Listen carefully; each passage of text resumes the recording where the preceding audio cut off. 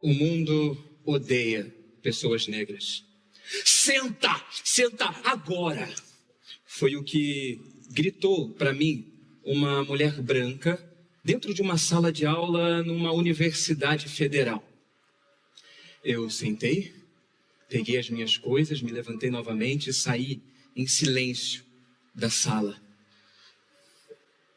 Alguns minutos antes, nós estávamos debatendo naquela sala, eu, aluno de mestrado, e aquela outra mulher, aluna de doutorado, nós estávamos debatendo questões sobre a distribuição de bolsas de estudo. A grande pergunta que deveria ser respondida naquele dia era: as bolsas de estudo que eram escassas, não tinha para todo mundo, seriam direcionadas para os bolsistas negros que teriam mais dificuldade de se manter na universidade?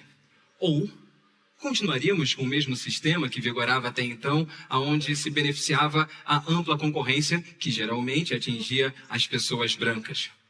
Eu tinha acabado de entrar no mestrado e estava me posicionando ao lado dos alunos cotistas negros. A discussão até aquele momento tinha sido intensa, mas nada de anormal tinha acontecido, até o momento em que uma aluna branca do doutorado, começou a debochar do representante dos alunos do mestrado, um homem negro. Aí eu me levantei em silêncio e abri os braços assim, em forma de incredulidade, com aquela atitude infantil e desrespeitosa. Senta! Senta agora! Gritou então para mim a representante do doutorado. Eu saí da sala sem dizer uma palavra, porque eu tinha medo de que qualquer coisa que eu dissesse pudesse ser utilizada contra mim depois. O que eu fiquei sabendo foi que alguns meses depois ela estava dizendo que aquela minha atitude, aquele movimento com os braços em sinal de incredulidade a uns bons metros de distância, tinha sido uma violência, e que eu era sim um homem violento, o estereótipo do homem negro violento.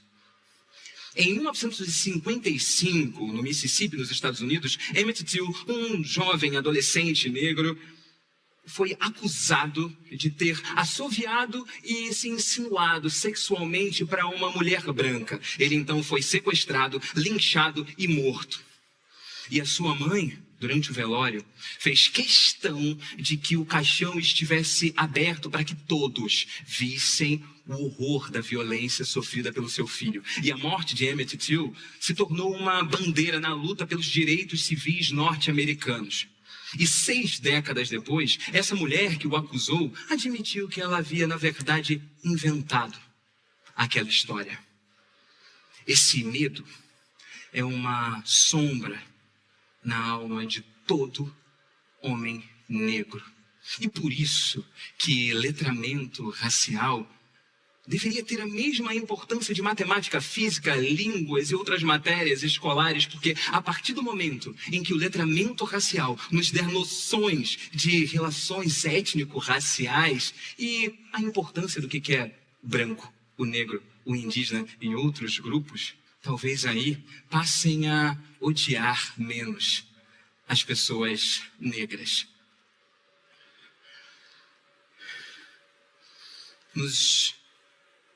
No Rio Grande do Sul, em fevereiro de 2024, um motoboy negro estava sentado na calçada à espera de algum pedido. Ele então foi atacado com uma faca por um homem branco, idoso, sem qualquer motivo aparente. Então pessoas que estavam ali, testemunhas, acionaram a polícia, que quando chegou fez o quê?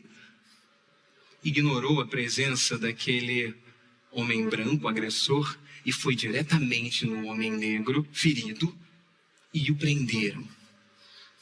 O homem branco não foi importunado. Ele conversava animadamente com os policiais, sem ser importunado.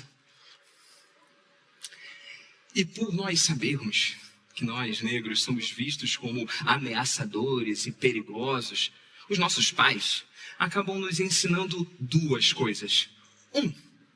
nós temos que ser os melhores naquilo que nós fazemos. E 2, nós temos que nos portar de maneira que não levante qualquer tipo de suspeita. Eu devia ter uns 12 anos de idade quando a minha mãe sentou comigo para falar assim: filho, você tem que estudar mais do que os outros. Você tem que ser o melhor da sua turma. Porque lá no futuro, quando você for disputar uma vaga de emprego com uma pessoa branca, se vocês tiverem o currículo parecido, vão escolher o branco e não você. E para que você tenha alguma chance, você precisa ser visto como infinitamente superior. Um tempo depois, quando eu tirei a minha habilitação para poder dirigir, os meus pais então me deram algumas dicas de como eu deveria me portar numa batida policial, porque isso seria muito comum na minha vida a partir daquele momento. Fale baixo, não discuta, mantenha as mãos sempre à vista e não faça movimentos bruscos. O importante é voltar vivo para casa. Era isso que eles queriam me dizer. O mundo odeia pessoas negras, lembra? Então eu tenho que tomar cuidado. Só que esse ódio, ele é relativamente recente na linha do tempo da história da humanidade. Até o século XVI, não existiam pessoas negras.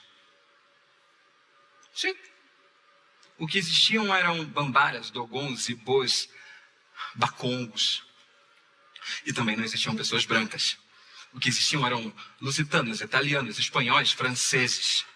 Mas a partir daquele momento, quando etnias europeias sequestraram pessoas do continente africano, juntaram dentro de um navio em direção ao que hoje nós chamamos de Américas, ali dentro daqueles navios nasceram os negros. E a partir desse momento, nós teríamos divisões de hierarquia social definidas a partir da cor da pele. Aqueles de pele mais escura, conhecidos a partir dali como negros, seriam vistos como intelectualmente inferiores, violentos, perigosos, subhumanos.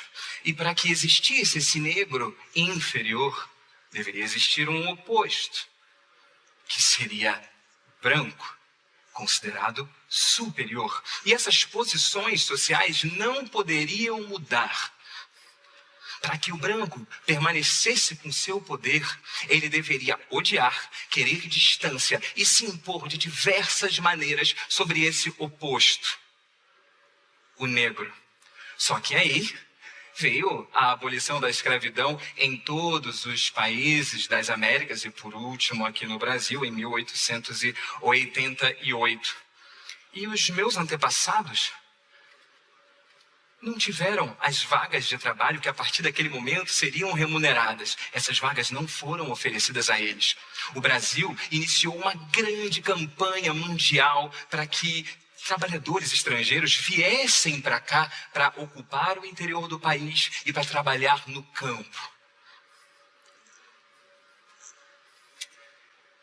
Só que em 1920, negros norte-americanos solicitaram ao governo brasileiro para que pudessem vir para cá para trabalhar. Porque eles queriam fugir do regime de segregação racial do sul dos Estados Unidos. O governo brasileiro negou o visto a todos esses negros, com a desculpa de que eles poderiam causar problemas da ordem social e que aquela negação não tinha qualquer fundamento racista. Eu nasci no Brasil, um país que se orgulhava de ser um paraíso racial. Só que entre 1889 e 1930, 3,5 milhões de pessoas, estrangeiros, chegaram para trabalhar no Brasil. A grande maioria italianos, portugueses, espanhóis, muitos alemães, japoneses e sírio-libaneses. Nenhum negro, ninguém do continente africano.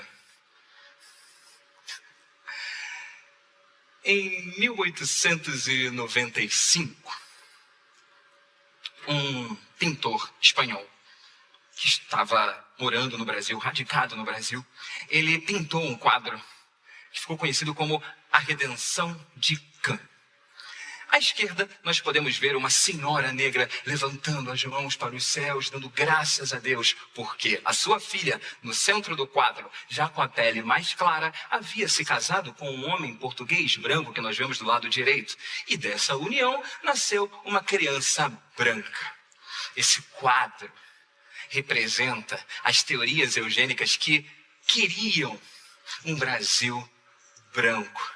Segundo a eugenia, existiria uma suposta superioridade natural dos brancos. E para que o Brasil tivesse um futuro promissor, ele deveria se embranquecer.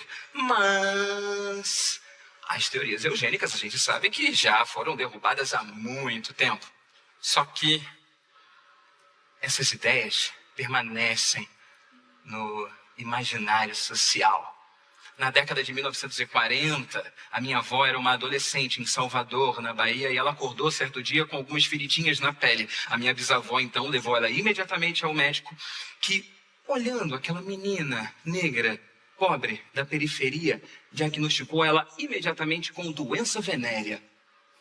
E deu nela uma injeção para esses tipos de doenças sexualmente transmissíveis. Só que a minha avó era virgem. Cerca de 50 anos depois, eu, com os meus 11 anos de idade, acordei um dia com a pele com algumas manchinhas vermelhas e a minha mãe imediatamente me levou ao médico. Chegando lá, praticamente não fui examinado e ele logo me diagnosticou com sarna. E passou um sabonete que eu deveria usar nos próximos dias. Só que aquela coceira não passava, as manchas não iam embora. Então minha mãe me levou novamente ao médico, a um outro, que me examinou e constatou que, na verdade, eu tinha alergia a determinados tipos de corante. Eu tinha tomado muito refrigerante de uva. O tempo tinha passado, mas a história se repetia. O mundo ainda odiava pessoas negras. E mesmo que a grande maioria não vá necessariamente nos matar, mas permanece lá no fundo da mente essa repulsa aos negros. Esse grito de senta, senta agora, ainda ecoa aqui na minha mente. E essa mulher branca talvez ainda tenha medo desse homem negro que possivelmente não vá gerar qualquer perigo a ela. Mas por isso, eu tenho que todos os dias calcular cada passo que eu dou para não parecer ameaçador e violento. E por isso eu perco tempo e energia. Uma pessoa branca não precisa se preocupar em como ela vai se desvencilhar do racismo. Porque ela sabe que o mundo a ama. E ela não quer perder o privilégio de ser amada e aplaudida, mesmo quando ela for medíocre. E nessa mediocridade, as pessoas brancas acabam não admitindo que nós temos um grave problema racial no mundo. Um problema que não foram as pessoas negras que criaram, já que nós nem existíamos. O racismo é uma questão que deveria ser resolvida pelas pessoas brancas.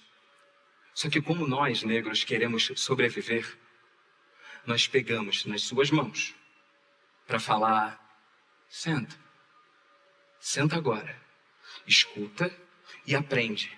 E só depois de muitos anos, aprendendo sobre as relações raciais presentes em tudo na nossa vida, na economia, no trabalho, na saúde, na educação, até no amor. Só nesse dia nós vamos deixar as pessoas brancas saírem da sala de aula. E quando não existirem mais analfabetos raciais, então esse sistema feito para que pessoas negras fiquem em posição inferior, esse sistema também vai deixar de existir. E a partir desse dia, ninguém mais vai mandar eu me sentar. Muito obrigado.